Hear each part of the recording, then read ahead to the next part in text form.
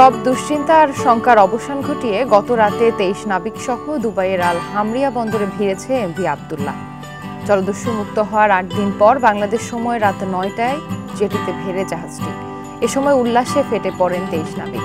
33 দিনের মাথায় জলদস্যুদের কবল থেকে নিরাপদে সবাইকে ফিরিয়ে আনার জন্য কৃতজ্ঞতা জানান জাহাজের ক্যাপ্টেনকে। মালিকপক্ষ জানিয়েছেন যে সব নাবিক দ্রুত দেশে ফিরতে চান তাদের জন্য প্রয়োজনীয় ব্যবস্থা করা হবে, আর বাকিরা দুবাইয়ে পণ্য খালাস করে তারপর জাহাজে করেই দেশে ফিরবেন।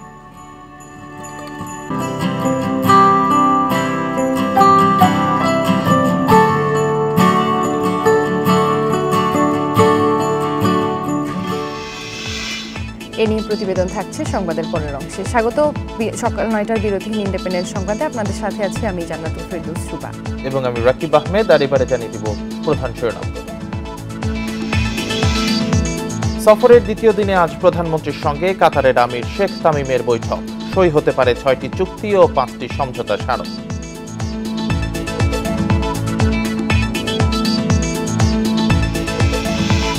কারিগরি বোর্ডের অপসারিত চেয়ারম্যানের বিরুদ্ধে উঠে আসছে ঘুষ অনিয়মের নানা অভিযোগ। সনদ জালিয়াতির বিষয়ে আজ জিজ্ঞাসাবাদ করবে ডিবি।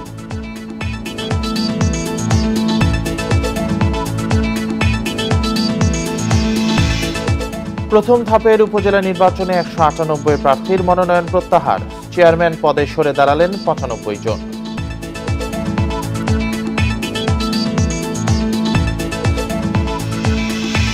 শুনছিলেন প্রধান শিরোনামগুলো। এছাড়াও আরো যা থাকছে। সারা দেশে তীব্র গরমে বাড়ছে হিট স্ট্রোক। বেশি ঝুঁকিতে বয়স্ক, প্রতিবন্ধী ও পথশিশু। দীর্ঘক্ষণ রোদে না থাকার পরামর্শ।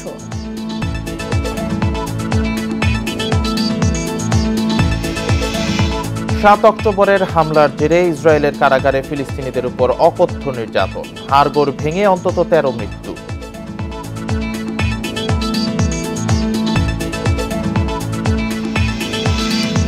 এবার বিস্তারিত। সফরের দ্বিতীয় দিনে আজ প্রধানমন্ত্রী শেখ হাসিনার সাথে বৈঠক করবেন কাতারের আমির Sheikh Tamim bin Hamad Al Thani. অর্থনৈতিক সম্পর্ক জোরদারে মুক্ত বাণিজ্য চুক্তি করতে আগ্রহ প্রকাশ করেছে কাতার ও বাংলাদেশ। সোমবার বিকেলে 2 দিনের সফরে ঢাকায় পৌঁছান কাতারের আমির। বিমানবন্দরে তাকে লাল গালিচা সংবর্ধনায় স্বাগত জানান রাষ্ট্রপতি মোহাম্মদ শাহাবুদ্দিন।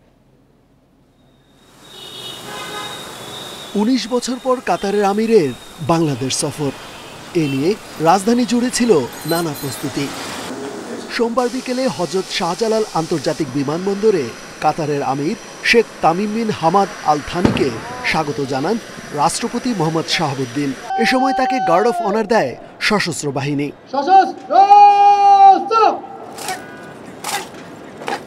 সফরে 2 দেশের মধ্যে 6টি চুক্তি এবং 5টি সমঝোতা স্মারক সই হওয়ার কথা রয়েছে, যার মধ্যে রয়েছে ব্যবসা ও বিনিয়োগ বৃদ্ধি, বন্দি বিনিময়, দ্বৈত কর প্রত্যাহার। এছাড়া কাতারে জনশক্তি রপ্তানি এবং বন্দর ব্যবস্থাপনায় কাতারের প্রতিষ্ঠান মাওয়ানির সহযোগিতা নিয়ে সমঝোতা হতে পারে। সোমবার সন্ধ্যায় বাংলাদেশের ব্যবসায়ীদের সাথে মতবিনিময় করেন কাতারের আমিরের সফরসঙ্গী ব্যবসায়ীরা। বৈঠকে কাতারে রপ্তানি বাড়াতে বাংলাদেশের আগ্রহের কথা জানান বাণিজ্য প্রতিমন্ত্রী আহসানুল ইসলাম টিটু। এছাড়া কৃষিসহ নানা পণ্য রপ্তানির জন্য কাতার সম্ভাবনাময় বাজার বলে জানান সালমান এফ রহমান। আমাদের 2 দেশে আমাদের ব্যবসা বাণিজ্য আরও কিভাবে আমরা বাড়াইতে পারি সে নিয়ে আমরা কথাগুলি বলেছি। আমরা একটা ফ্রি ট্রেডের এগ্রিমেন্ট করতে চাই কাতারের সাথে। তো তারা বলেছে কি তাদের অনেকগুলি দেশের সাথে আছে। ইনফ্যাক্ট তারা বলল কিছুদিন আগেই তারা প্রায় পাকিস্তানের সাথে এখন শেষ পর্যায়ে আছে, সাউথ কোরিয়ার সাথেও তারা করেছে। তো আমরা মনে করি যে তারা এটাতে আমাদেরকে তারা বলেছে তারা ইন্টারেস্টেড। মঙ্গলবার প্রধানমন্ত্রী শেখ হাসিনার সাথে বৈঠক করবেন কাতারের আমির। এছাড়া রাষ্ট্রপতির সাথে সৌজন্য সাক্ষাৎ এবং মধ্যাহ্নভোজে অংশ নেবেন Sheikh Tamim bin Hamad Al Thani. Rezwanul Haque, independent news, Dhaka. কারিগরি বোর্ডের চেয়ারম্যান আলী আকবর খানের বিরুদ্ধে 20 লাখ টাকা ঘুষ নেওয়ার অভিযোগ। প্রতিষ্ঠান পরিদর্শনের নামে ঘুষ নেন কর্মকর্তারা। এছাড়া অপ্রয়োজনে কর্মশালা ও বৈঠক আয়োজন করে সম্মানী নেওয়ার অভিযোগ রয়েছে। আয় ব্যয়ের হিসাবেও গরমিল পেয়েছে মন্ত্রণালয়। নতুন চেয়ারম্যান অধ্যাপক মামুনুল হক দায়িত্ব নিয়েই বলেন, সব অনিয়ম দুর্নীতির তদন্ত হবে। জাল সনদ ইস্যুতে আলোচনায় কারিগরি শিক্ষা বোর্ড, সরিয়ে দেয়া হয়েছে চেয়ারম্যান আলী আকবর খানকে। গ্রেপ্তার হয়েছেন তার স্ত্রী শেহলা পারভিন ও কয়েকজন কর্মকর্তা। এখন বেরিয়ে আসছে আরও অনিয়ম দুর্নীতির তথ্য। অভিযোগ আছে প্রতিষ্ঠান পরিদর্শনের নামে ঘুষ নেন কর্মকর্তারা। চেয়ারম্যান নিজেও নিয়েছেন 20 লাখ টাকা ঘুষ, যেই অভিযোগ জমা পড়েছে মন্ত্রণালয়ে। আমি মনে করি যে এদের একটা সুষ্ঠু তদন্ত সাপেক্ষে যারা সাথে জড়িত কঠিন বিচারের আওতায় আনা হোক এবং কারিগরি বোর্ডটাকে ঢেলে সাজানো হোক। কর্মশালা ও বৈঠক করলেই সম্মানী পান কারিগরি বোর্ডের কর্মকর্তারা। সেজন্য অপ্রয়োজনে দিনে একাধিক অনুষ্ঠানে অংশ নেন তারা। এছাড়া কারিগরি বোর্ডের আয় ব্যয়ের হিসাবেও গরমিল পেয়েছে মন্ত্রণালয়। তবে এসব অভিযোগ অসত্য বলছেন আলী আকবর খান। এর সম্পূর্ণ মিথ্যা, বানোয়াট এবং তারা পরীক্ষা কেন্দ্র দিয়ে এটা করছে। এদিকে বোর্ডের নতুন চেয়ারম্যান জানান, জাল সনদ চিহ্নিত করার কাজ চলছে। প্রতিষ্ঠান পরিদর্শনের ক্ষেত্রেও স্বচ্ছতা আনা হবে। সিস্টেমটা আমাদের ব্যাকআপটা আমরা চেক করব, আমরা ফরেনসিক অডিট করব যাতে করে জাল সনদের তালিকাটা বেরিয়ে আসে। এসব বিষয়ে শিক্ষা মন্ত্রণালয় বলছে, কারিগরি বোর্ডের কর্মকর্তাদের অনিয়ম দুর্নীতি তদন্ত করে কঠোর ব্যবস্থা নেওয়া হবে। কারিগরি শিক্ষা বোর্ড এখন একটা গুরুত্বপূর্ণ ট্রানজিশনের ভিতর দিয়ে যাচ্ছে। আরও কোনো অনিয়ম আছে কি নেই সব কিছুই আমরা খতিয়ে দেখব। সনদ বাণিজ্যের সাথে জড়িতদের তালিকা পেলে বিভাগীয় ব্যবস্থা নেওয়া হবে বলে জানায় মন্ত্রণালয়। নূরে আলম, ইন্ডিপেন্ডেন্ট নিউজ, ঢাকা। সনদ জালিয়াতির ঘটনায় কারিগরি শিক্ষা বোর্ডের চেয়ারম্যান আলী আকবরকে আজ জিজ্ঞাসাবাদ করা হবে। এরই মধ্যে তাকে ওএসডি করে প্রজ্ঞাপন জারি করে মন্ত্রণালয়। নতুন চেয়ারম্যান হিসেবে নিয়োগ দেওয়া হয়েছে অধ্যাপক মামুনুল হককে। এই ঘটনায় কারিগরি বোর্ডের সচিবও নজরদারিতে আছেন বলে জানা গেছে। বোর্ডের সনদ বাণিজ্যের সাথে জড়িত থাকার অভিযোগে শনিবার রাজধানীর উত্তরা থেকে কারিগরি শিক্ষা বোর্ডের চেয়ারম্যানের স্ত্রী সেহলা পারভিনকে গ্রেপ্তার করে গোয়েন্দা পুলিশ। ডিবি জানায়, শিক্ষা বোর্ডের কর্মকর্তা না হয়েও শুধু চেয়ারম্যানের স্ত্রী হওয়ায় সনদ বিক্রির চক্রের সাথে জড়িয়ে যান সেহলা পারভিন। বর্তমানে তিনি 2 দিনের রিমান্ডে আছেন।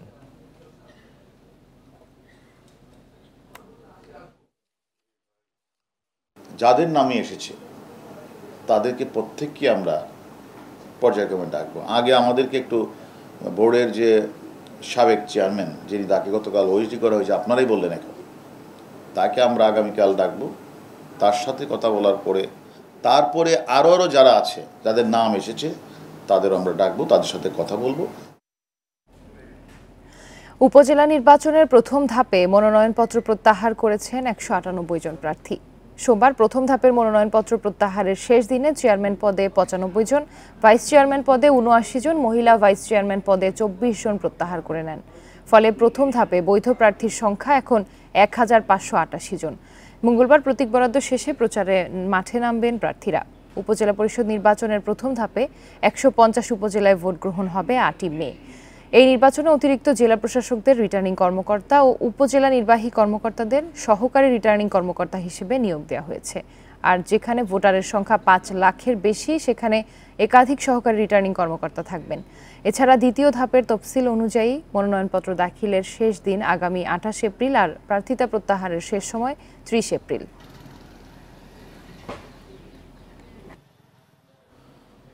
সারা দেশে বইছে মৃদু থেকে মাঝারি তাপপ্রবাহ। রাজশাহী, পাবনা, খুলনা, বাগেরহাট, যশোর, চুয়াডাঙ্গা ও কুষ্টিয়া জেলাসমূহের উপর দিয়ে বয়ে যাচ্ছে তীব্র তাপপ্রবাহ। অসহনীয় গরমে অতিষ্ঠ হয়ে উঠেছে জনজীবন।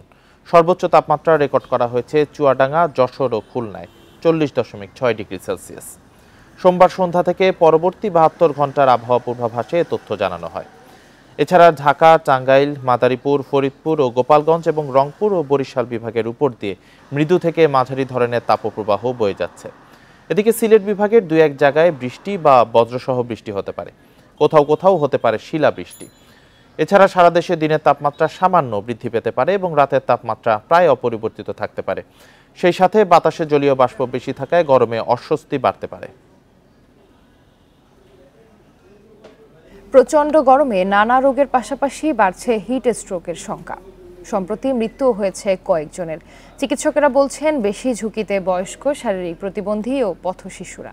খুব বেশি প্রয়োজন ছাড়া ঘরের বাইরে বের না হওয়ার পরামর্শ চিকিৎসকদের। একটানা দীর্ঘক্ষণ থাকা যাবে না রোদে। এছাড়া ফলমূল, স্যালাইন ও বিশুদ্ধ পানি খেতে হবে বেশি। সুতি কাপড়ের হালকা পোশাক পরার পরামর্শ বিশেষজ্ঞদের। গরমের তীব্রতায় হাঁসফাঁস জনজীবন। দুপুরের রোদে রাস্তায় খুব বেশি লোকের দেখা না মিললেও জীবিকার তাগিদে কেউ কেউ বাধ্য হয়ে ঘরের বাইরে যাচ্ছেন। চিকিৎসকরা বলছেন দীর্ঘ সময় রোদে থাকার কারণে হিট স্ট্রোকের আশঙ্কা রয়েছে। এর মধ্যে বেশি ঝুঁকিতে প্রবীণরা, যাদের রয়েছে ডায়াবেটিস, হৃদরোগ ও রক্তচাপ সহ অন্যান্য রোগ। তাই কিছুক্ষণ পরপর ছায়ায় বসে বিশ্রামের পরামর্শ চিকিৎসকদের। ঘাম বন্ধ হলে তাপ তো আর বাইরে হতে পারে না, বডিতে তাপটা জমতে জমতে 105 ডিগ্রি ক্রস করে।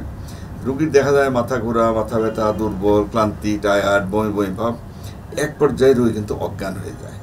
এটিকেই বলে হিট স্ট্রোক। যারা পথ শিশু তাদের জন্য আমাদেরকে তো ভাবতে হবে, তো ওরা তো পথেই থাকে এবং কিছু কিছু শ্রমিকও আছে যারা জীবিকার কারণে তারা হয়তো বা শ্রম দিচ্ছে। এই শিশুগুলা কিন্তু রোদের ভিতরে কাজ করার থেকে বিরত রাখতে হবে, কারণ তাদেরকে ছায়ায় বসে কাজ করতে হবে। গরমে দেখা দিচ্ছে শিশুদের নিউমোনিয়া সহ নানা রোগ, তাই রোগ প্রতিরোধ ক্ষমতা বাড়াতে বিভিন্ন ধরনের ফলমূল, মৌসুমী শাকসবজি খাওয়ার পরামর্শ চিকিৎসকদের। এছাড়া বিশুদ্ধ পানি, গ্লুকোজ খেতে হবে। তবে তৈলাক্ত ও বাইরের খাবার না খাওয়ার পরামর্শ বিশেষজ্ঞদের। ডিহাইড্রেশন বাচ্চাদের জন্য খুব ক্ষতিকর। পানি শূন্যতা যাতে কোনোভাবে না হয় এই জিনিসটা স্পেশালি খেয়াল করতে, এবং ঘুমটাও রাত্রেবেলা তারা যেই জায়গাটা থাকবে সেটা তুলনামূলক যেন ঠান্ডা স্থান হয়। লবণ মিশ্রিত পানি এটা হলে ভালো হয়। মাঝে মাঝে ইচ্ছে হলে ওরসালাইন খেতে পারেন। আপনি যেটি খান, পানি, ডাব, ওরসালাইন, ফলমূলের রস, শরবত সবই খেতে পারবেন। পানি মিশ্রণ করে খেলে অল্প অল্প করে বারবার একটু পানি খাবেন। গরমে বাইরে গেলে সুতির পাতলা কাপড় পরার পরামর্শও দিচ্ছেন তারা। আর কারো হিট স্ট্রোক হলে দ্রুত ঠান্ডা জায়গায় নিয়ে গায়ে পানি ঢালতে হবে এবং দ্রুত হাসপাতালে নিতে হবে।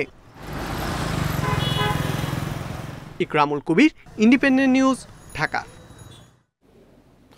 তীব্র গরমে দেশের বিভিন্ন হাসপাতালে বেড়েছে জ্বর, নিউমোনিয়া, ডায়রিয়া সহ নানান রোগের প্রকোপ।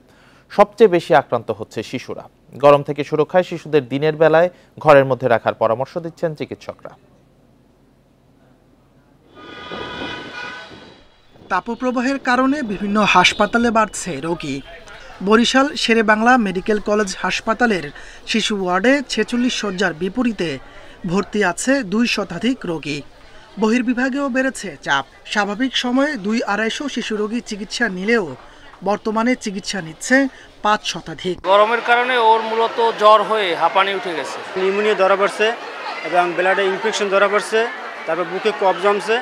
আমার শিশু বহির্বিভাগে প্রতিদিন এর আগে রুগী আসতো প্রায় 250 থেকে 300, এখন আমার বর্তমান রুগী প্রায় 400 থেকে 450, 500, 400-450 রুগী দেখতে আমাদের ঘাম বেড়ে যায়। পাবনার হাসপাতালগুলোতে জ্বর, নিউমোনিয়া, ডায়রিয়া সহ বিভিন্ন রোগীর চাপ বেড়েছে।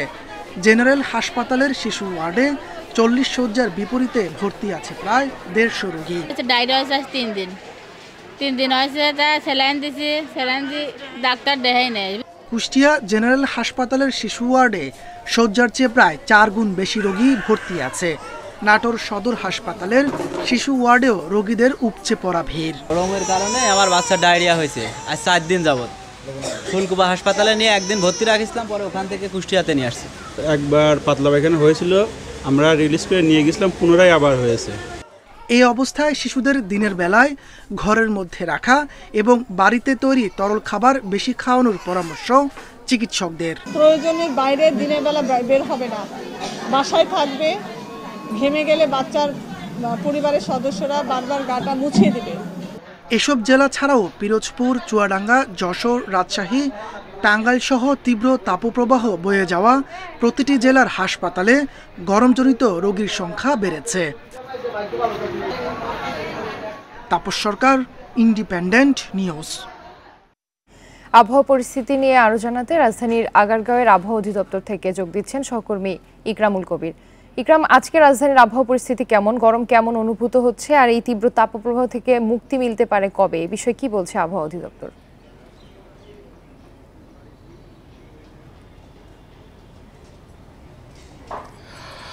আবহাওয়া অফিসের সাথে আমরা কিছুক্ষণ আগেই কথা বলেছি। এখন পর্যন্ত আসলে কোনো সুখবর নেই। তো আসলে বৃষ্টির খুব অতি সম্প্রতি আসলে বৃষ্টি হবে কিংবা আবহাওয়া কিছুটা ঠান্ডা হবে এরকম কিন্তু কোনো সম্ভাবনা আসলে সেভাবে নেই। তো এমনি সিলেটে বৃষ্টি হচ্ছে, সিলেট বিভাগে বৃষ্টি হচ্ছে, তো সেখানে আবহাওয়া কিছুটা ঠান্ডা, কিন্তু এছাড়া যদি বলি খুলনা এবং রাজশাহী বিভাগে কিন্তু তীব্র তাপপ্রবাহ চলছে, তো সেটি কিন্তু অব্যাহত থাকবে আরও কিছুদিন। আবহাওয়া অফিস যেমনটি জানিয়েছে যে এখন পর্যন্ত আসলে তাদের কাছে যে ধরনের তথ্য রয়েছে, তাদের যে পরিসংখ্যান যা বলছে আর কি, সব মিলে এই মাস পুরোটাই কিন্তু আসলে এই ধরনের তাপমাত্রা থাকবে, যার ফলে কিন্তু এই যে অসহনীয় যে গরম সেটি কিন্তু থাকবে। এবং আগামী 24 ঘন্টার তাপমাত্রা কিছুটা আসলে অপরিবর্তিতই থাকবে বলা চলছে। তবে আগামীকাল, আজকের থেকে আগামীকাল তাপমাত্রা আরও কিছুটা বাড়তে পারে। এবং একটি বিষয় যে এই যে মাত্র সকাল হলো, এখনই কিন্তু তাপমাত্রা 32 ডিগ্রি সেলসিয়াস, এবং সেটি কিন্তু অনুভূত হচ্ছে আরও প্রায় 6 থেকে 7 ডিগ্রি বেশি। তো সারা বাংলাদেশে কিন্তু আসলে অবস্থাটা এরকম যে যতটুকু তাপমাত্রা রয়েছে, এই বাতাসে আসলে যে জলীয় বাষ্পের পরিমাণ এটি কিন্তু বেশি থাকার কারণে সেই তাপমাত্রা কিন্তু আরও কয়েক ডিগ্রি বেশি অনুভূত হচ্ছে, যার ফলে কিন্তু আসলে এই অসহনীয় যে একটি গরম সেটি আসলে মানুষকে সহ্য করতে হচ্ছে। তো এখন পর্যন্ত আসলে বৃষ্টির খুব একটা সম্ভাবনা নেই। তবে আরেকটি বিষয় হচ্ছে খুলনা, যশোর, চুয়াডাঙ্গায় গতকাল সর্বোচ্চ তাপমাত্রা ছিল 40.6 ডিগ্রি সেলসিয়াস, এবং যেটি বলা হচ্ছে যে সারা দেশেই আসলে এরকম তাপপ্রবাহ, সেটি তীব্র যে তাপপ্রবাহ চলছে সেটি অনেকটা থাকবে। এবং খুলনা এবং রাজশাহী বিভাগে, এই দুইটি বিভাগে কিন্তু সেটি আরও বেশি অনুভূত হবে, এমনটি কিন্তু আবহাওয়া অফিস আমাদের সবশেষ জানিয়েছে। আগারগাঁওয়ের আবহাওয়া অধিদপ্তর থেকে জানাচ্ছিলেন সহকর্মী ইকরামুল কবির। তীব্র দাবদাহে নাকাল সারা দেশের মানুষ, প্রচণ্ড গরমে বাড়ছে হিট স্ট্রোক ও রোগবালাই, এমনকি ক্ষেতের ফল ফসলও বৃষ্টি না হওয়ায় ক্ষতিগ্রস্ত হচ্ছে। এ নিয়ে আরও জানাতে রাজশাহী ও পাবনা থেকে যুক্ত হচ্ছেন সহকর্মীরা। শুরুতেই রাজশাহী থেকে যুক্ত হচ্ছেন সহকর্মী মোস্তাফিজুর রহমান। মোস্তাফিজ, তীব্র তাপপ্রবাহের কি প্রভাব দেখছেন জনজীবনে? বিশেষ করে ফল এবং ফসলের খুব ক্ষতি হচ্ছে, সব মিলিয়ে কি অবস্থা?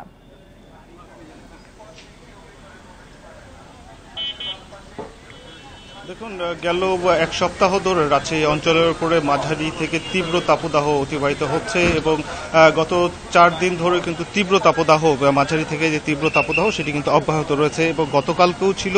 আজকে সকাল 9টায় আবহাওয়া অধিদপ্তর তথ্য যেটি বলছে সেটি 32.6 ডিগ্রি সেলসিয়াস। যখন সকাল 9টায় 32.6 ডিগ্রি, তখন সময় কিন্তু আরও পরে রয়েছে, সারাদিন রয়েছে, যার ফলে কিন্তু তাপমাত্রার পারদ যে আরও বাড়বে এ বিষয়ে কিন্তু সহজে অনুমেয়। এবং আবহাওয়া অধিদপ্তর বলছে আজকেও তাপমাত্রার পারদ 40 ছুঁই হবে, এটি কিন্তু আবহাওয়া অধিদপ্তর বলছেন। এবং সেই সাথে আবহাওয়াজনিত কারণে যখন তাপমাত্রার পারদ মাত্রা অতিরিক্তভাবে বাড়ছে এবং বাতাসে জলীয় বাষ্পের কম থাকার কারণে কিন্তু এর অনুভূতিটা আরও বেশি হচ্ছে, এবং যার ফলে গরমটি অসহনীয় হয়ে উঠছে। এবং এর ফলে রাজশাহী উত্তরাঞ্চলে দেখা গেছে যে যেহেতু কৃষিপ্রধান এলাকা, যা এইখানে আমের পরে, এখন যেহেতু আমের মৌসুম, বিশেষ করে আমের মৌসুমে এখন চাষিরা বলছেন, এবং কৃষি সম্প্রসারণ অধিদপ্তর যে তথ্য বলছে, যতটুকু আমের মুকুল এসেছিল বা গুটি এসেছিল, ঠিক এখন পর্যন্ত এই তীব্র তাপদাহ এবং এই যে খরা যে আবহাওয়া চলছে, যার ফলে প্রায় 30% আম কিন্তু এরই মধ্যে ঝরে গেছে। কোনো কোনো এলাকায় বলা যেতে পারে যে আম শূন্য হয়ে গেছে, যেগুলো গেলবারও কিন্তু ছিল বাম্পার ফলন আমরা দেখেছিলাম, ঠিক এইবার কিন্তু পুরোটাই ভিন্ন চিত্র দেখা গেছে। একইভাবে যদি ফসলের দিকে যাই, বড় মৌসুম, এখন কিন্তু ধানের শীষ এবং শীষ ফুটছে, অর্থাৎ পরাগায়নের সময় কিন্তু। আর এখন যখন এই তীব্র তাপদাহ চলছে, খরার সময়, তখন কৃষকদের বাড়তি সেচ দিতে হচ্ছে। এর ফলে উৎপাদন ব্যাহত হওয়ার পাশাপাশি উৎপাদন খরচও কিন্তু প্রায় দ্বিগুণ হয়ে যাচ্ছে। কৃষকরা কিন্তু বারবার একটি কথা বলছিলেন, যেহেতু এখন তাদেরকে বারবার স্প্রে করতে হচ্ছে এবং ফসল রক্ষার্থে একাধিকবার সেচ দিতে হচ্ছে, যার ফলে কৃষকের এবং কৃষি খাতের উপরে কিন্তু একটি নেতিবাচক প্রভাব পড়লো, একটি বড় ধরনের নেতিবাচক প্রভাব কিন্তু আমরা দেখতে পাচ্ছি কৃষি সম্প্রসারণ অধিদপ্তরের তথ্য অনুযায়ী। অপরদিকে যদি জনজীবনের কথা বলা হয়ে থাকে, তাহলে জনজীবনের কথা বলতে গেলে এক পর্যায়ে অনেকটা বিপর্যস্ত। যারা সাধারণ মানুষ রয়েছে, নিম্ন আয়ের মানুষ রয়েছেন, তাদের কিন্তু একদম বিপর্যস্ত অবস্থা। কেননা এই তীব্র তাপদাহে তারা হয়তো অনেকেই কিন্তু পেটের তাগিদে বের হয়েছেন, যারা দৈনিক মজুরিতে কাজ করেন তারা কিন্তু বের হয়েছেন। ঠিক এই শ্রেণীর মানুষগুলো কিন্তু দুর্ভোগ অসহনীয়। জি মুস্তাফিজ, আপনি আমাদের সাথেই থাকুন। এবার পাবনা থেকে যুক্ত হচ্ছেন সহকর্মী খায়রুল ইসলাম। খায়রুল, পাবনার উপর দিয়ে তীব্র তাপপ্রবাহ বয়ে চলেছে, এই মুহূর্তে তাপমাত্রা কত রয়েছে, আর হাসপাতালগুলোতে গরমজনিত রোগীর চাপ কেমন আছে? আসলে কিন্তু তাপমাত্রা পরিমাপ করা হয় বিকেল 3টা নাগাদ, আর গতকালকে কিন্তু তাপমাত্রা পাবনার ঈশ্বরদী আবহাওয়া অফিসে পরিমাপ করা হয় 40.5 ডিগ্রি সেলসিয়াস। অর্থাৎ গত 4 দিন কিন্তু 40 ডিগ্রির উপরে কিন্তু তাপমাত্রা উঠেই আছে, এর নিচে কিন্তু নামছে না। এর ফলে কিন্তু প্রচন্ড তাপদাহ চলছে এবং যে তাপদাহের কারণে কিন্তু শিশু, বয়োবৃদ্ধ এবং যে মানুষগুলো রয়েছে সেইগুলো কিন্তু তারা বিভিন্ন রোগে কিন্তু অসুস্থ হয়ে পড়ছে এবং হাসপাতালগুলোতে কিন্তু রোগীর চাপ কিন্তু বেড়ে গেছে। পাশাপাশি আপনাকে যদি বলি যে পাবনা জেনারেল এই হাসপাতালে কিন্তু 250 শয্যার হাসপাতাল, এখানে কিন্তু গতকালকে থেকে এখন পর্যন্ত আমরা খোঁজ নিয়েছি সে 250 বেডের বিপরীতে এখানে 650 কিন্তু রোগী ভর্তি রয়েছে এবং বেড না থাকায় মেঝেতে কিন্তু জায়গা হচ্ছে না, এমনটি কিন্তু চিকিৎসকরা আমাদেরকে জানিয়েছে। আরেকটি তথ্য আপনাকে জানিয়ে রাখি যে 40 বেডের যে শিশু ওয়ার্ড রয়েছে সেখানে কিন্তু এখন পর্যন্ত 140 জন শিশু কিন্তু ডায়রিয়া সহ যে রোগগুলো গরমে হয় এগুলো অসুস্থ হয়ে কিন্তু তারা ভর্তি হয়েছেন। এর ফলে কিন্তু চিকিৎসকরা ব্যাপক হিমশিম খাচ্ছে চিকিৎসা দিতে।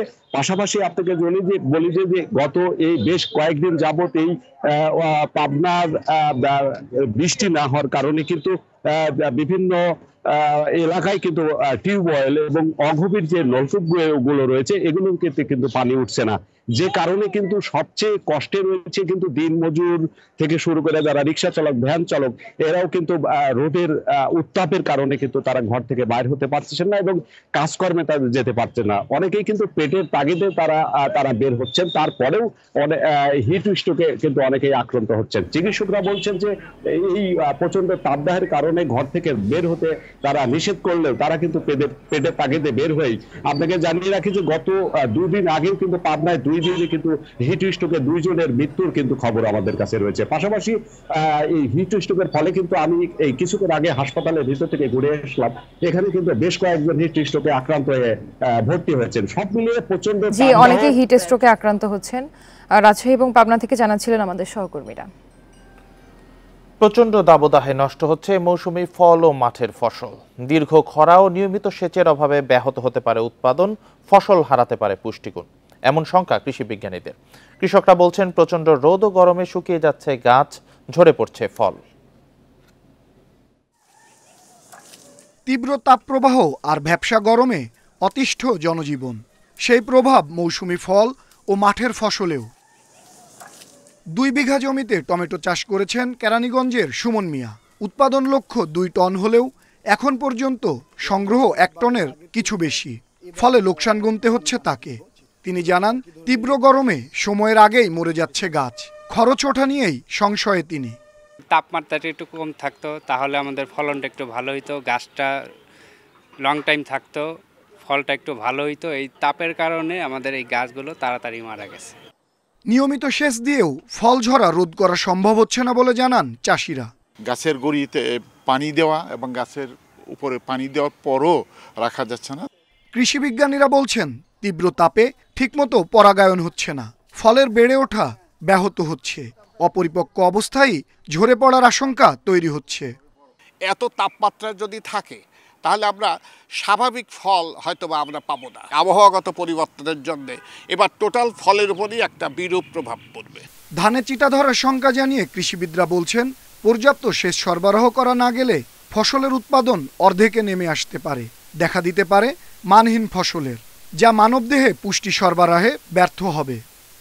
কৃষকের মাঠে যে আবাদি ফসলগুলো আছে এই অতিরিক্ত গরমে তার নষ্ট হওয়ার সম্ভাবনা অনেক বেশি, এবং এই আম বা ফসলের মধ্যে ফলনের মধ্যে যে গুণাগুণ, কি কার্বোহাইড্রেট, কি প্রোটিন, কি খনিজ পদার্থ ইত্যাদি ইত্যাদি যা থাকার কথা সেগুলোর মাত্রা কমে যাবে। পরিস্থিতি মোকাবিলায় নিয়মিত সেচের পাশাপাশি তাপ সহিষ্ণু ফসলের জাত উদ্ভাবনের পরামর্শ কৃষি বিশেষজ্ঞদের। আনোয়ার সাদাত নূর, ইন্ডিপেন্ডেন্ট নিউজ, ঢাকা। তাপমাত্রা বৃদ্ধির সাথে পাল্লা দিয়ে বাড়ছে বিদ্যুতের চাহিদা। বাড়তি উৎপাদনের পরেও লোডশেডিং এড়াতে পারছে না বিদ্যুৎ বিভাগ। শহরে স্বস্তি থাকলেও গ্রামে ভোগান্তিতে গ্রাহকেরা। বিশেষজ্ঞরা বলছেন বিশ্ববাজারে দাম কম থাকায় বিদ্যুৎ উৎপাদনে গ্যাস ও কয়লার সর্বোচ্চ ব্যবহারে জোর দিতে হবে। তবে প্রতিমন্ত্রী বলছেন অর্থের যোগানই সংকট মোকাবিলার সবচেয়ে বড় চ্যালেঞ্জ। দেশব্যাপী বিদ্যুতের চাহিদা ও যোগানের দায়িত্বে থাকা ন্যাশনাল লোড ডিসপ্যাচ সেন্টারের তথ্যমতে গত শনিবার রাত ৯টায় দেশের বিদ্যুতের সর্বোচ্চ চাহিদা ছিল ১৫,৭৫০ মেগাওয়াট। ওই সময় উৎপাদন হয় ১৫,৩৫৮ মেগাওয়াট। রোববার একই সময় উৎপাদন বেড়ে দাঁড়ায় ১৫,৬৬৬ মেগাওয়াটে, চাহিদা ছিল ১৬,০০০। লোডশেডিং পর্যালোচনায় দেখা যায় ওই ২ দিন চাহিদা মতো বিদ্যুৎ পাননি রংপুর, কুমিল্লা ও ঢাকার কিছু এলাকার মানুষ। সবচেয়ে দুর্ভোগে ছিলেন ময়মনসিংহ এলাকার গ্রাহকরা। ২ ঘন্টা পর ১ ঘন্টা লোডশেড হচ্ছে। এই লোডশেডটা দিন দিন কমে যাবে, কারণ সেচের মৌসুমটা চলে যাচ্ছে। আমাদের ২০০ থেকে ২২০ মেগাওয়াটের মতো লোডশেড করাতে হচ্ছে বর্তমানে। চলতি সপ্তাহের প্রথম দুদিন গ্যাস ভিত্তিক কেন্দ্রগুলো ৭,৮৮৬ মেগাওয়াট পর্যন্ত বিদ্যুৎ দিয়েছে। তরল জ্বালানি থেকে সর্বোচ্চ ২,৯৫৯ এবং কয়লা থেকে ৪,০০০ মেগাওয়াটের বেশি বিদ্যুৎ আসে। বিদ্যুৎ প্রতিমন্ত্রী বলছেন, জ্বালানির যোগানই সবচেয়ে বড় চ্যালেঞ্জ। HO4 পাওয়ার প্ল্যান্টগুলো আছে, তাদেরকে ফুল লোডে আমরা চালাতে বলছি, কিন্তু এখানে বড় বিষয় হলো ফাইন্যান্স। গ্যাস আমার নিয়মিত দিতে হবে। আমি তো পাওয়ার প্ল্যান্ট নিয়ে বসে আছি, 18,000 19,000 পর্যন্ত আমি দিতে পারবো। কয়লা ভিত্তিক পাওয়ার প্ল্যান্ট হাতে আসছে।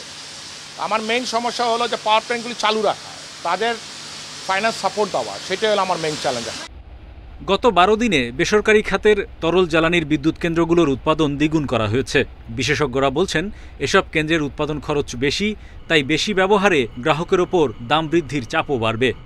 আগে যে দামে কিনতে হয়েছে তার অর্ধেকের কাছাকাছি চলে এসেছে। সো ওনারা যেন এইটুক মনোযোগী হন যেন গ্যাসের সম্পূর্ণ যতটুকু আমরা ধারণ করতে পারি যেন আসে।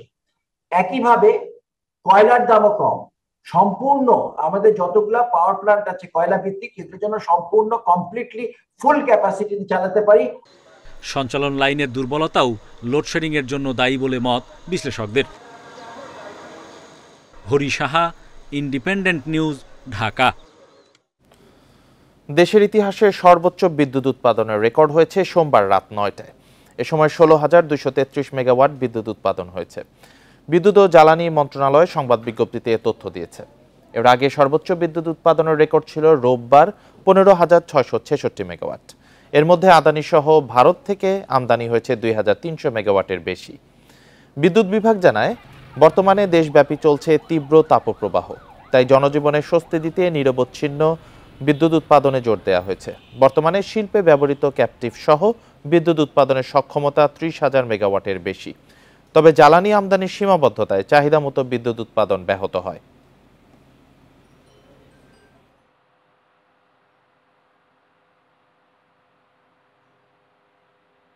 14,000 সামথিং, তারপরে 15,000 সামথিং, আজকে 16,233, যেটা ইতিপূর্বে আর কখনো হয়নি। সুতরাং ডিমান্ডকে ফেস করার জন্য, আমরা চেস করার জন্য কিন্তু আমরা আমাদের উৎপাদন বাড়াতে যাচ্ছি। আপনারা মাননীয় প্রতিমন্ত্রীর বক্তব্য থেকে শুনছেন, আমাদের কিন্তু উৎপাদনের প্রকৃত সক্ষমতা 20,000 মেগাওয়াটের বেশি আছে।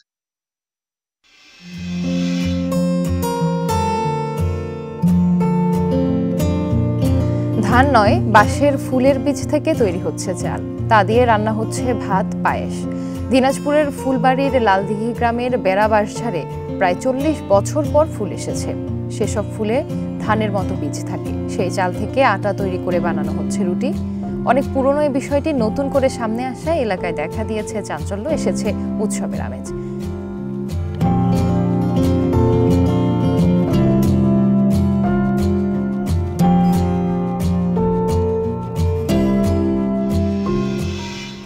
এ নিয়ে প্রতিবেদন থাকছে সংবাদের শেষ অংশে। চলে যাচ্ছি পরবর্তী সংবাদে।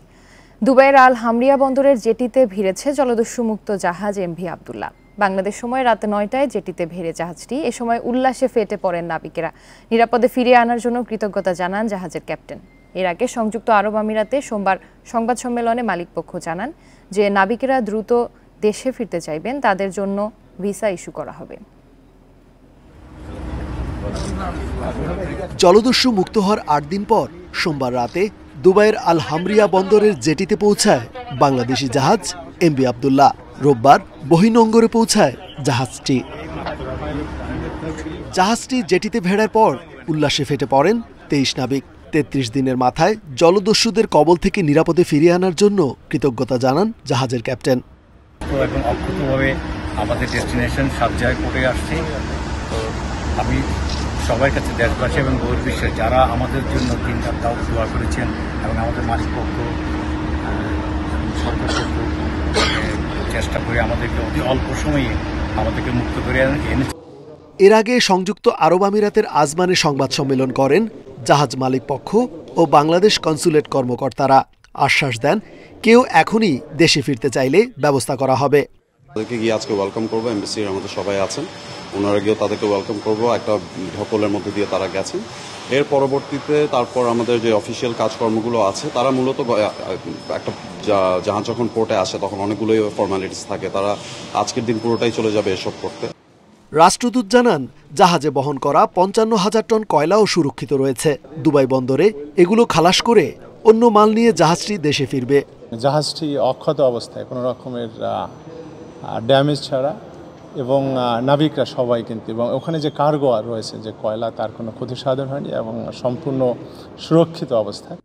গত 12 মার্চ ভারত মহাসাগরে 23 নাবিক সহ জাহাজটি জিম্মি করে সোমালিয়ার জলদস্যুরা। 14 এপ্রিল মুক্ত হয় MB Abdullah. Rezwanul Haque, independent news. এ নিয়ে আরো জানাতে চট্টগ্রাম থেকে যুক্ত হচ্ছেন সহকর্মী আহসান রিটন। রিটন, সর্বশেষ খবর পাওয়া পর্যন্ত আল হামরিয়া বন্দরের জেটিতে ভিড়েছে জাহাজটি। প্রতিবেদনে যেমনটি দেখছিলাম যে নাবিকরা বেশ আনন্দমুখর পরিবেশেই রয়েছেন, তো তাদের দেশে ফিরিয়ে আনার বিষয় কি বলছে এসআর শিপিং কর্পোরেশন কর্তৃপক্ষ? দেখুন, আসলে 14 এপ্রিল যখন জাহাজটি সোমালিয়াদের হাত থেকে মুক্তি হয় তখন থেকে আসলে যারা জাহাজ কর্তৃপক্ষ বলে আসছে যত দ্রুত সম্ভব তাদেরকে আসলে সেই জাহাজে যারা আটকে ছিলেন যে 23 নাবিক তাদেরকে আসলে দেশে ফেরানোর জন্য এবং অন্যান্য যে সমস্ত প্রক্রিয়া রয়েছে সেগুলো শেষ করার জন্য তারা আসলে বদ্ধপরিকর, এবং সেই কারণে আমরা দেখছি যে গতকালকে রাত 9টার দিকে দুবাই হারমিয়া বন্দরে জাহাজটি ভিড়েছে এবং তারপর সেখানে যে সমস্ত কয়লা রয়েছে সেগুলো খালাস করা, পরবর্তীতে আবার নতুন করে জাহাজটিকে মালামালে লোড করা, এবং যেই নাবিকরা রয়েছে তাদের মধ্যে যদি কেউ দ্রুত সময়ের মধ্যে দেশে ফিরতে চান সেই ক্ষেত্রে তাদের জন্য ভিসা ইস্যু করা সহ যত রকম প্রক্রিয়া আছে সবকিছু তারা করছেন। আমরা গতকালকেও তাদের সাথে আমাদের কথা হয়েছে, তারা যেটি বলছেন সেটি হচ্ছে নাবিকরা যদি কেউ এখনই তাদের নিজ দেশে ফিরতে চান সেই ক্ষেত্রে খুব দ্রুত তাদেরকে ভিসা ইস্যু করে তাদের জন্য উড়োজাহাজে করে তাদের দেশে পাঠানোর একটি প্রক্রিয়া তারা করছেন। আপনি জানেন যে আসলে শুরু থেকে যেটি বলা হচ্ছিল সেটি হচ্ছে যে 23 জন নাবিক রয়েছে তাদের মধ্যে 2 জন উড়োজাহাজে করে দেশে ফেরার কথা শুরু থেকে বলে আসছেন এবং এখনও তারা সেই একই অবস্থানে আছেন। সঙ্গত কারণে কর্তৃপক্ষ তাদের জন্য বিশেষভাবে চেষ্টা করছে তারা যাতে খুব দ্রুত সময়ের মধ্যে দেশে ফিরতে পারেন। বাকি 21 জন নাবিক সেই জাহাজের যে মালামাল রয়েছে সেগুলো খালাস করে আবার নতুন করে সেখানে পণ্য বোঝাই করে সেই জাহাজটি করে দেশে ফিরবেন বলে আমাদেরকে জানিয়েছেন। আপনি জানেন যে আসলে 14 এপ্রিল যখন এই খবরটি নাবিকদের পরিবারে যায় তখন থেকে আমরা দেখি চট্টগ্রামের যে সমস্ত নাবিকের বাসা রয়েছে, বাসা বাড়ি রয়েছে, সেখানে আমরা গিয়েছি। এক ধরনের উল্লাস তাদের মধ্যে কাজ করছেন। আপনি জানেন যে গত একটি মাস রমজান এবং রমজান পরবর্তী যে ঈদে মানুষ যে আনন্দ উল্লাসে মেতেছিল সেই উল্লাসের ছিটে ফোটাও ছিল না তাদের পরিবারের কাছে। আমরা ছোট মাসুম বাচ্চাকেও দেখেছি, তারাও আসলে তাদের বাবার জন্য, চাচার জন্য তারা আসলে এক ধরনের শঙ্কা ছিলেন কখন তারা তাদের প্রিয়জনকে পাবেন। তো দুবাই বন্দরে পৌঁছার পর মূলত আসলে 14 এপ্রিল থেকে তারা এক ধরনের শঙ্কামুক্ত হচ্ছিলেন যে তাদের প্রিয়জনরা তাদের কাছে ফিরে আসছেন এবং দুবাই বন্দরে আসার পরে তারা একেবারে শতভাগ নিশ্চিত হয়ে গেছেন যে তাদের আর কোনো শঙ্কা নেই, এখন অপেক্ষার পালা। আমরা দেখেছি প্রত্যেকটি পরিবারে এখন আসলে উল্লাস যেটি তাদেরকে অর্থাৎ প্রিয়জনকে। রিটন, আপনাকে ধন্যবাদ। চট্টগ্রাম থেকে জানাচ্ছিলেন সহকর্মী আহসান রিটন। সোমবার সড়ক দুর্ঘটনায় 5 জেলায় অন্তত 11 জন নিহত হয়েছে। এর মধ্যে কুমিল্লার দাউদকান্দিতে বাস চাপায় মারা গেছেন একই পরিবারের 4 জন। আর চট্টগ্রামে আলাদা দুর্ঘটনায় প্রকৌশল বিশ্ববিদ্যালয়ের 2 ছাত্র সহ 4 জনের মৃত্যু হয়েছে। এছাড়া ঢাকা, সিরাজগঞ্জ ও গোপালগঞ্জে মারা গেছে 3 জন। সোমবার রাত 8:15টার দিকে কুমিল্লার দাউদকান্দিতে ঢাকা চট্টগ্রাম মহাসড়ক পার হচ্ছিল 4 পথচারী। এ সময় ঢাকাগামী একটি বাস তাদের চাপা দেয়। এতে ঘটনাস্থলে মারা যান তিতাস উপজেলার কদমতলী গ্রামের বাসিন্দা শাহিনুর বেগম ও তার মা দিলবার নেসা। শাহিনুরের মেয়ে সাইমা ও রাইসাকে হাসপাতালে নেওয়া হলে চিকিৎসক তাদেরও মৃত ঘোষণা করেন। সোমবার বিকেল 5টায় রাঙ্গুনিয়া সেলিনা কাদের চৌধুরী কলেজের সামনে চুয়েটের 2 শিক্ষার্থীকে চাপা দেয় শাহ আমানত পরিবহনের একটি বাস। গুরুতর আহত অবস্থায় হাসপাতালে নিলে মারা যান শান্ত সাহা ও তৌফিক হোসেন। ঘুম থেকে হঠাৎ করে শুনি যে আমার বড় ভাই অ্যাক্সিডেন্ট করছে, শান্ত সাহা ভাই। সাথে ছিল আমার আরেক বন্ধু তৌফিক আর একজন জাকারি আহমেদ। তো সাথে সাথে আমরা হসপিটালের দিকে রওনা হই ভার্সিটি বাসে। 2 লেনের একটা রোড, এখানে আপনার শাহ আমানত এবং এবি ট্রাভেলস নামে 2টা বাস খুবই ব্যাপকভাবে চলে। যে কারণে কি হয়, ধরেন কিছুদিন আগেও একটা আপু অ্যাক্সিডেন্ট হয়েছে, কয়েকদিন আগে আমার একটা বন্ধু বাইক অ্যাক্সিডেন্ট করছে। এর আগে বোয়ালখালীতে বালু বোঝাই ট্রাক চাপায় মৃত্যু হয় সিএনজি অটোরিকশার চালক ও এক যাত্রীর। সিরাজগঞ্জে নিয়ন্ত্রণ হারিয়ে গাছের সাথে বাসের ধাক্কায় এক যাত্রী নিহত হয়েছে।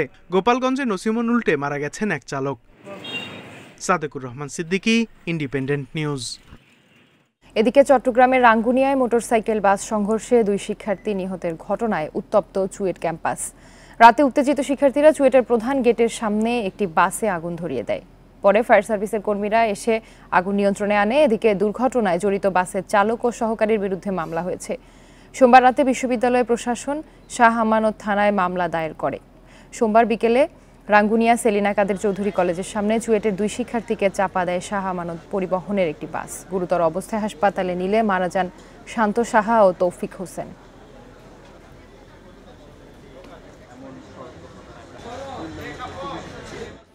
মার্কিন প্রতিষ্ঠান বোয়িং 787 ড্রিমলাইনার উড়োজাহাজে কারিগরি ত্রুটির অভিযোগ আমলে নেয়ার তাগিদ দিয়েছেন বিশেষজ্ঞরা।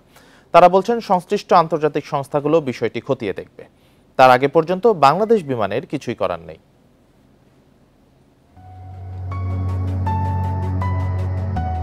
বছরের শুরুতে প্রায় 300 যাত্রী নিয়ে দাম্মামের পথে ঢাকা থেকে ওড়ার 2 ঘন্টা পর ড্রিমলাইনারের উইন্ডশিল্ড ফেটে যায়। মাঝপথ থেকে ফিরিয়ে আনা হয় মার্কিন প্রতিষ্ঠান বোয়িংয়ের 787 উড়োজাহাজটি। আগেও 2 দফা এমন বিপত্তি দেখা দেয়। বারবার বিপত্তির মধ্যেই নতুন অভিযোগ, এই সিরিজের উড়োজাহাজ মুখ থুবড়ে পড়তে পারে বলে মনে করছেন বোয়িংয়ের এক সাবেক প্রকৌশলী। নির্মাণ ত্রুটির কথা জানিয়ে ড্রিমলাইনার না ওড়ানোর পরামর্শ তার। I'm not here today because I want to be here. I'm here today because I do not want to see 787 or 777 crash. Aviation বিশ্লেষকরা বলছেন এমন অভিযোগের তদন্ত যত তাড়াতাড়ি হবে ততই মঙ্গল। যত তাড়াতাড়ি সম্ভব একটা মানুষের মনে যে ছোট হলেও যে শঙ্কার সৃষ্টি হতে পারে বা হয়েছে সেটা দূর করে ফেলা উচিত। কেননা আমাদের যেহেতু আমাদের এখানে বিমান ফ্লিটের একটা মেজরিটি অংশই কিন্তু 787 ডি লাইনার, সেটা যে সঠিক নয় এটা এখন বোয়িংকে প্রমাণ করতে হবে। তবে এই মুহূর্তে আন্তর্জাতিক সংস্থাগুলোর দিকে তাকিয়ে থাকা ছাড়া বাংলাদেশ বিমানের তেমন কিছুই করার নেই বলছেন বিশেষজ্ঞরা। তারা মনে করেন বিপদের ঝুঁকি কম থাকলেও বিষয়টি এড়িয়ে যাওয়া যাবে না। যদি সত্যি এরকম কিছু থাকে সেই ক্ষেত্রে ওরা একটা অর্ডিন্যান্স ডাইরেক্টিভস ইস্যু করবে যে এটার জন্য এই ব্যবস্থা তোমরা গ্রহণ করো। সব তাদের যেসব ড্রিমলাইনার্স আছে সবার জন্য সেটা প্রযোজ্য হবে। আমার মনে হয় যতটা আর কি আমরা ভাবতেছি অতটা হয়তো হবে না। অতীতে বোয়িংয়ের উড়োজাহাজে ত্রুটির অভিযোগ তদন্তের মধ্যেই অভিযোগকারীর রহস্যজনক মৃত্যুর নজির রয়েছে। ইনকোয়ারির এক পর্যায়ে সেই ইঞ্জিনিয়ারকে মৃত পাওয়া যায়। বর্তমানে 1000-এর বেশি ড্রিমলাইনার আকাশে উঠছে। বাংলাদেশ বিমানের হাতে এ ধরনের উড়োজাহাজ রয়েছে 6টি। আল আমিন হক অহন, ইন্ডিপেন্ডেন্ট নিউজ, ঢাকা। শব্দ দূষণে বগুড়া শহরে অনেকেই শ্রবণ শক্তি হারাচ্ছেন। এই তথ্য মোহাম্মদ আলী হাসপাতালের। উচ্চ শব্দের কারণে মৃত্যু ঝুঁকিও তৈরি হচ্ছে। সাম্প্রতিক এক জরিপে এই শহরে বিভিন্ন এলাকায় সহনীয় মাত্রা 20 ডেসিবেলের বেশি শব্দ শনাক্ত করে পরিবেশ অধিদপ্তর। দূষণ থেকে বাঁচতে সংশ্লিষ্ট দপ্তরের কার্যকর পদক্ষেপ দাবি করেছে বগুড়াবাসী। বগুড়া শহরের অন্যতম আবাসিক এলাকা নিশিন্দারা। এখানে শব্দের সহনীয় মাত্রা 55 ডেসিবেল। তবে পরিবেশ অধিদপ্তর এখানে 76 ডেসিবেল পর্যন্ত শব্দ নিরূপণ করেছে। এছাড়া হাসপাতাল ও শিক্ষা প্রতিষ্ঠানের কাছে সহনীয় মাত্রার দ্বিগুণ শব্দ থাকে দিনের বেশিরভাগ সময়। প্রত্যেকটা জায়গায় নির্ধারিত মানমাত্রার চেয়ে বেশি মাত্রার শব্দ উৎপন্ন হচ্ছে। আমরা শব্দ দূষণ রোধে আমরা নিয়মিত মনিটরিং করছি এবং মোবাইল কোড পরিচালনা করছি। শব্দ দূষণ নিরসনের জন্য আমরা আমাদের এই ধরনের অভিযান অব্যাহত থাকবে। মোহাম্মদ আলী হাসপাতালের হিসাবে শ্রবণ জটিলতায় চিকিৎসা নিতে আসা মানুষের প্রায় 5% স্থায়ীভাবে শ্রবণ শক্তি হারাচ্ছেন, যার বেশিরভাগই ঘটছে উচ্চ শব্দের কারণে। শুধু রাস্তায় উচ্চ শব্দ নয়, হেডফোনের ব্যাপক ব্যবহারেও ক্ষতি হচ্ছে মানুষের। রোগীরা আসেন শ্রবণ শক্তির সমস্যা নিয়ে, তারা বেশিরভাগই ইন্ডাস্ট্রিয়াল এলাকা কিংবা হাই নয়েজ পলিউটেড এরিয়া থেকে আসতেছেন। তাদের বেশিরভাগ ক্ষেত্রে দেখা যায় যে তারা স্থায়ীভাবে শ্রবণ শক্তি হারিয়ে ফেলছেন। অনেকটা নীরব ঘাতকের মতো কাজ করা এমন শব্দ দূষণ থেকে বাঁচতে চান বগুড়াবাসী। এজন্য সংশ্লিষ্ট দপ্তরের কার্যকর ভূমিকার দাবি তাদের। সকাল 9টায় আসি, রাত 10টায় যাই, কোনো সময় 1 মিনিটের জন্য আমি এই পেঁপু শব্দ বন্ধ পেলাম না। এই জিনিসটা আমাদের প্রশাসনিক দিক দিয়ে একটা পদক্ষেপ নেওয়া উচিত। পরিবেশ অধিদপ্তরের হিসাবে বগুড়ায় সবচেয়ে বেশি শব্দ দূষণ হয় সাতমাথায়। এই বাণিজ্যিক এলাকায় সহনীয় মাত্রা 70 হলেও পাওয়া যায় 96 ডেসিবেল পর্যন্ত। Hasibur Rahman, independent news, Bogura. নির্মাণ কাজ শেষ হওয়ার 5 বছরেও চালু হয়নি কিশোরগঞ্জের দৃষ্টি প্রতিবন্ধী মেয়েদের স্কুল ও আবাসিক হল। অযত্নে অবহেলায় নষ্ট হচ্ছে অবকাঠামো এবং দামি সরঞ্জাম ও আসবাবপত্র। সমাজ কল্যাণ বিভাগ বলছে লোকবল না থাকায় চালু করা যাচ্ছে না স্কুলটি। দ্রুতই লোকবল নিয়োগ দিয়ে প্রতিষ্ঠানটি চালুর আশ্বাস জেলা প্রশাসকের। কিশোরগঞ্জ শহরের সরকারি বালিকা শিশু পরিবারের ভেতরে ঢুকলেই চোখে পড়বে সাইনবোর্ডবিহীন দোতলা ভবন, যেটি মূলত জেলার দৃষ্টি প্রতিবন্ধী মেয়ে শিশুদের জন্য নির্মিত আবাসিক স্কুল। 2019 সালে 1,62,00,000 টাকা ব্যয়ে ভবনটি নির্মাণ করে গণপূর্ত অধিদপ্তর। তবে নির্মাণের 5 বছরেও চালু হয়নি প্রতিষ্ঠানটি। এতে সরকারিভাবে থাকা খাওয়া এবং পড়ালেখার সুবিধা বঞ্চিত হচ্ছে দৃষ্টি প্রতিবন্ধী মেয়েরা। স্থানীয়দের অভিযোগ, এটি চালুর উদ্যোগ না থাকায় ব্যর্থ হচ্ছে মানুষের পাশে দাঁড়াতেই সরকারের উদ্যোগ। 5 বছর ধরে বিল্ডিংটি পড়ে আছে, এর কোনো কার্যক্রম নাই, এটা দুঃখজনক বিষয়। অচিরেই লোকবল নিয়োগ করে এই প্রকল্পটি চালু করা হোক। লোকবলের অভাবে প্রতিষ্ঠানটি চালু করা যাচ্ছে না বলে জানালেন জেলা সমাজসেবা কার্যালয়ের উপপরিচালক। আর জনবল নিয়োগের চেষ্টা চলছে বলে জানান জেলা প্রশাসক। দৃষ্টি প্রতিবন্ধী মেয়ে শিক্ষার্থীদের এখানে অবস্থান করে লেখাপড়া করবে, একটা হোস্টেল, এটি মূলত জনবলের অভাবেই মূলত এটা চালু করা যাচ্ছে না। এটা নিয়ে মন্ত্রণালয়ের সাথে আমাদের পত্র যোগাযোগ হয়েছে, আমি নিজেও কথা বলেছি। আশা করছি যত দ্রুত সম্ভব মন্ত্রণালয় আমাদের আশ্বাস দিয়েছে, তারা লোকবল দিলে সংস্থান হলে আমরা সেটা চালু করবো ইনশাল্লাহ। প্রতিষ্ঠানটি চালু হলে 10 জন দৃষ্টি প্রতিবন্ধী মেয়ে শিশু থাকা খাওয়া এবং পড়ালেখার সুযোগ পাবে। Independent news. ধান নয়, বাঁশের ফুলের বীজ থেকে তৈরি হচ্ছে চাল, তা দিয়ে রান্না হচ্ছে ভাত, পায়েস। আবার সেই চালের আটা তৈরি করে বানানো হচ্ছে রুটি। অনেক পুরনো এই বিষয়টি নতুন করে সামনে এসেছে দিনাজপুরের ফুলবাড়িতে। এতে এলাকায় তৈরি হয়েছে চাঞ্চল্য। দিনাজপুরের ফুলবাড়ি উপজেলার এলোয়ারি ইউনিয়নের লালদিঘি গ্রামটিতে প্রচুর কাঁটাযুক্ত বেড়া বাঁশঝাড় রয়েছে। এসব বাঁশ গাছে প্রায় 40 বছর পর ফুল আসে। সেসব ফুলে ধানের মতো বীজ থাকে। বহু বছর পর গ্রামের বাঁশঝাড়গুলোতে ফুল এসেছে।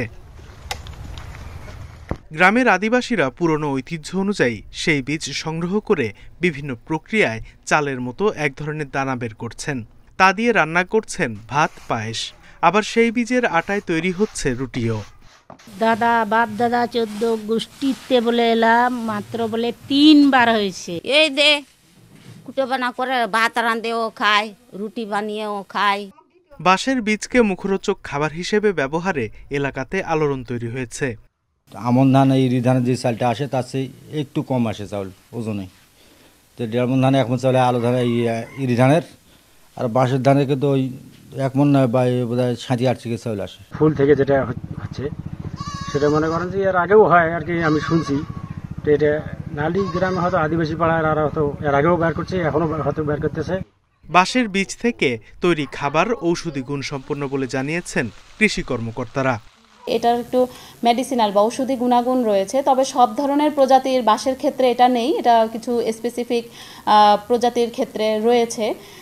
তো আমরা এই বিষয়টা নিয়ে আমাদের যে ধান গবেষণা প্রতিষ্ঠান আছে তার প্রধান বৈজ্ঞানিক কর্মকর্তা ওনার সাথে কথা বলেছি। বেড়াবাঁশ মারা যাওয়ার আগে গাছে ফুল দেখা দেয় বলে জানান আদিবাসীরা। Independent news. এই ছিল এখনকার সংবাদে। সাথে থাকার জন্য ধন্যবাদ সবাইকে।